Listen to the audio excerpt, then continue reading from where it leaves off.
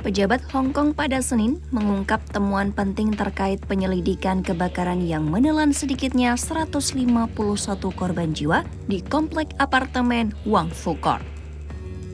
Menurut Komisi Independen Anti Korupsi, sejumlah jaring perancah yang digunakan untuk proyek renovasi ternyata tidak memenuhi standar keamanan.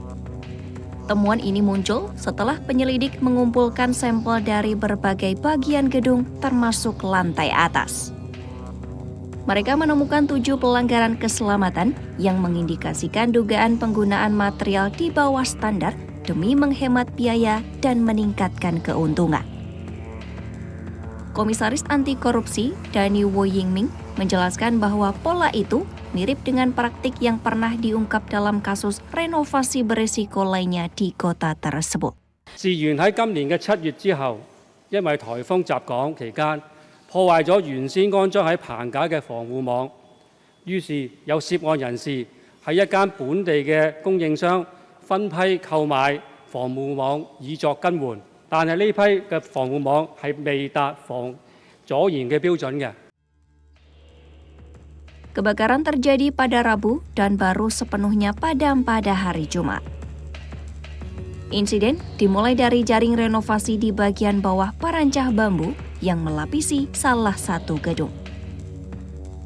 Kobaran api lalu menjalar ke dalam gedung saat panel busa di atas jendela terbakar, pecah, dan terseret angin kuat. Hembusan angin membawa api ke gedung lain yang tertutup jaring renovasi serupa.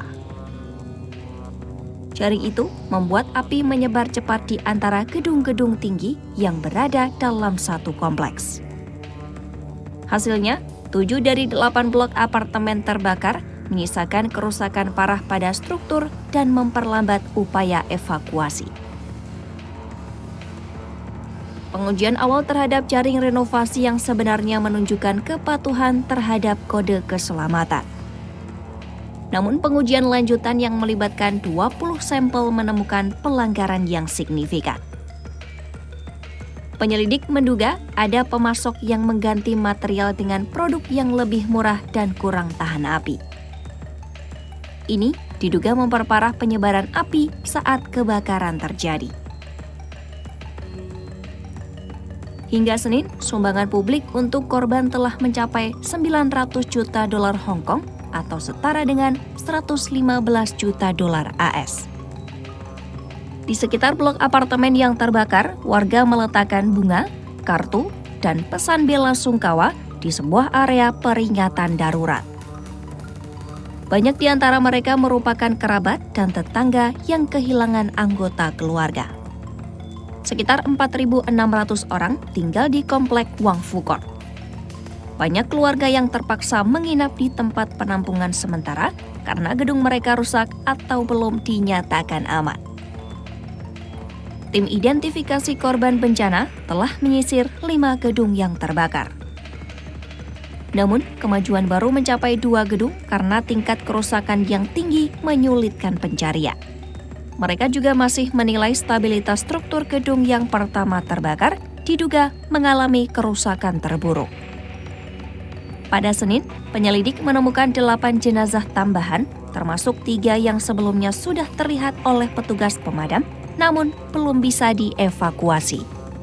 Puluhan orang masih dilaporkan hilang dan 39 jenazah saat ini belum teridentifikasi.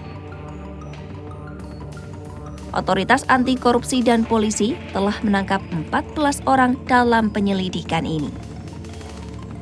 Mereka yang ditahan meliputi direktur dan konsultan teknik dari sebuah perusahaan konstruksi yang terlibat dalam proyek renovasi. Pihak berwenang menduga terjadi pelanggaran dalam pemilihan material dan pengawasan proses renovasi. Di tengah penahanan itu, masyarakat mulai mempertanyakan apa pejabat pemerintah juga harus dimintai pertanggungjawaban karena lemahnya pengawasan proyek. Penyelidikan terhadap kebakaran di Wang Fu Court masih berjalan. Fokus saat ini adalah mengidentifikasi korban, menguji material renovasi, dan mencari pihak yang harus dimintai pertanggungjawaban. Otoritas menegaskan bahwa hasil lengkap penyelidikan akan disampaikan setelah semua proses pengumpulan data selesai.